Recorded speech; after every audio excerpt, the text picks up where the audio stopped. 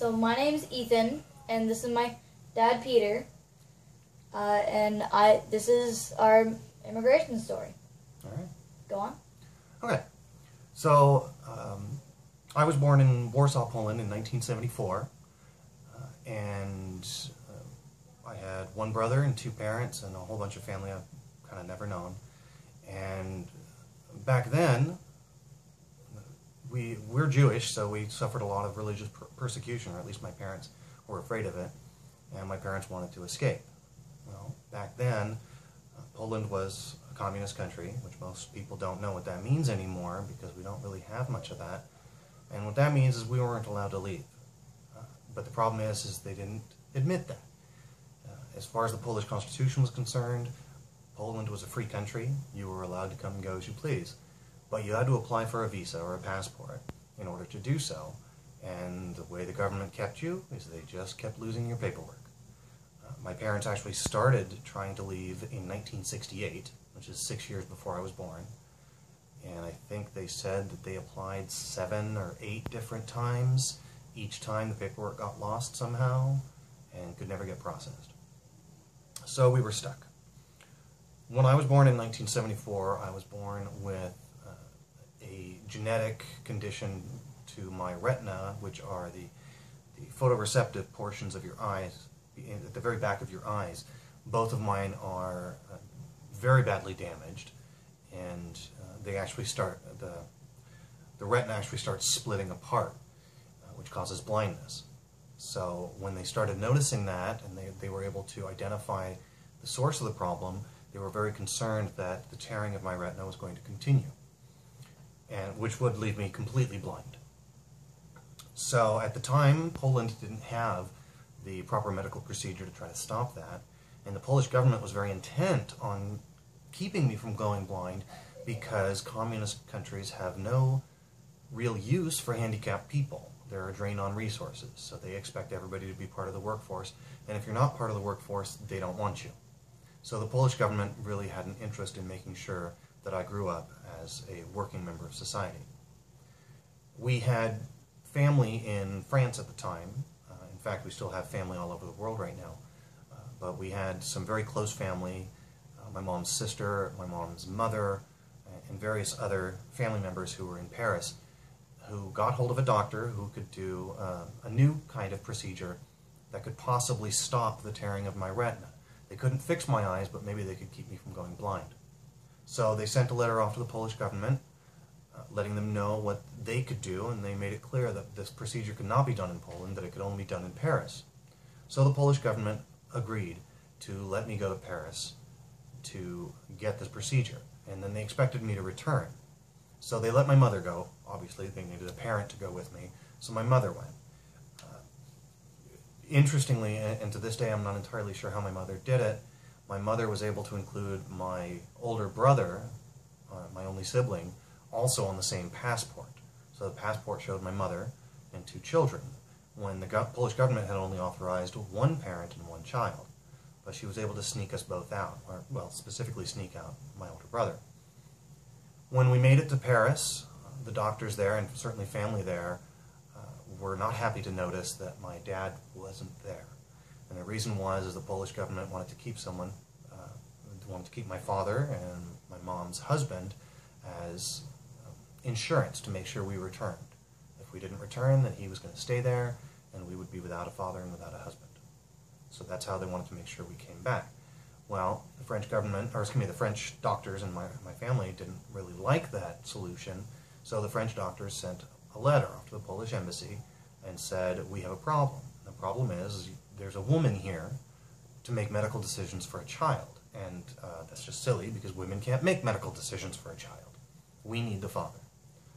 And the Polish government was completely fooled by this, and I guess they thought, well, yeah, women can't make those kinds of decisions. And so they agreed to let my father go. And literally within hours, I think between 4 and 8 hours of my father actually crossing the border out of Poland, the government figured out what had gone wrong, and they started ransacking their home, or at least their former home, and interviewing neighbors and interviewing family members. But by that time we were gone, and we were in, all of us, we had made it to Paris. In fact, though, I tell the story fairly quickly, but there was actually a 9-month period where I was without my father, and my older brother was without a father, and my mom was without a husband. So that wasn't an easy 9 months. But when he made it back, my surgery had already been performed, my eyesight had stabilized.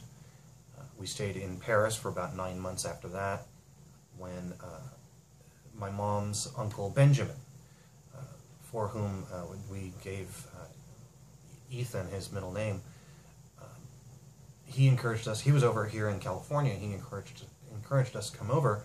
Both my parents are engineers, very, very highly qualified and highly educated engineers. Matter of fact, my dad designed weapons for the government, the American government, when he was here, and my mother was in nuclear engineering. So very high-end engineers, and the United States really needed engineers. So our Uncle Ben really pushed my parents to come over.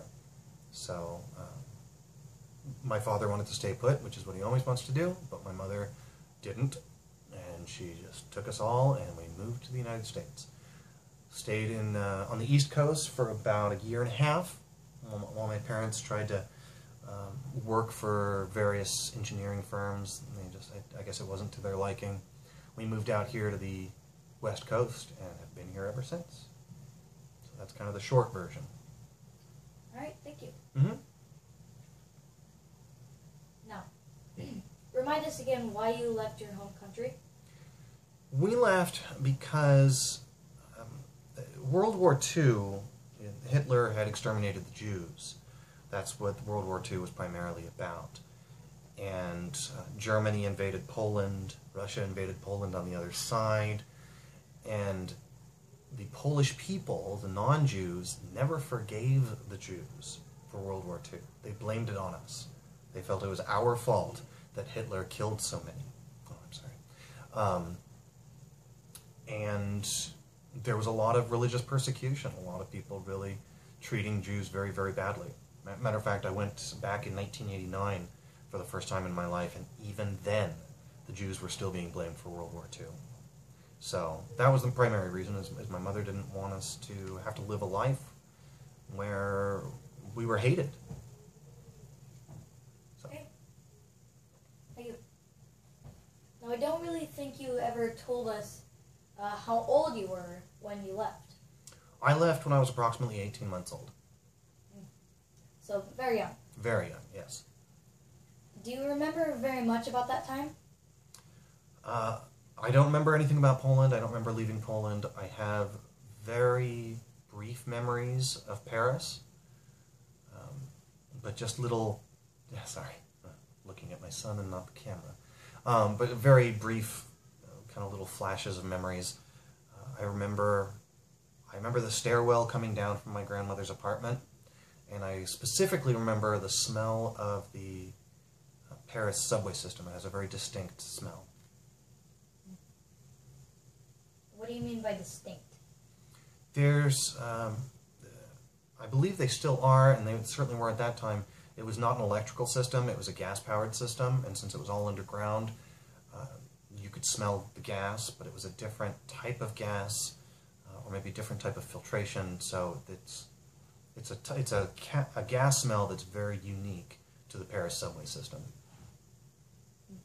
Okay, thank you. Mm-hmm. Now, what were the exact conditions of the country when you left? You mean France or Poland? Poland. Poland.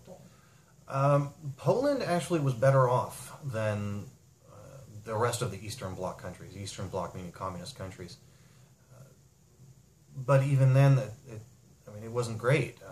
They carried on in the idea that it was a free country. They had elections however often, every 2 years, to elect your governmental officials, and everyone was required to vote. Absolutely everybody. But when you showed up to vote, there was one candidate for each position. So it was kind of a joke.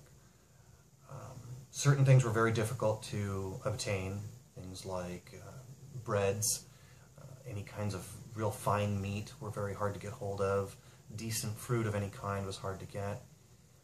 However, alcohol was extremely easy to get, because the more alcohol you give into a society, the better they're controlled. So things like that were readily available. Things you really want in order to survive were not. The government also proudly touted the fact that there was zero unemployment. Nobody was unemployed in that country. And the reason being is if someone didn't have a job, they would just place them somewhere. Whether or not qualified, they would just put them there. Same thing with homelessness. There were no homeless people. And the reason being is if someone was homeless, then some other random family would get a knock on the door and say, "You've got a new roommate." And so that's how the government kind of tried to fool everyone into believing that everything was prosperous. But those are kind of in general conditions. Right. So how did you prepare for your trip here? So how'd you prepare from the trip from France to here? Well, there wasn't a tremendous amount to prepare. We didn't have much. We actually had very, very little. We had some clothes that we packed, probably 3-4 suitcases worth of clothes that family members had given us. We had a little bit of money, and when I say a little bit, I mean a very little bit.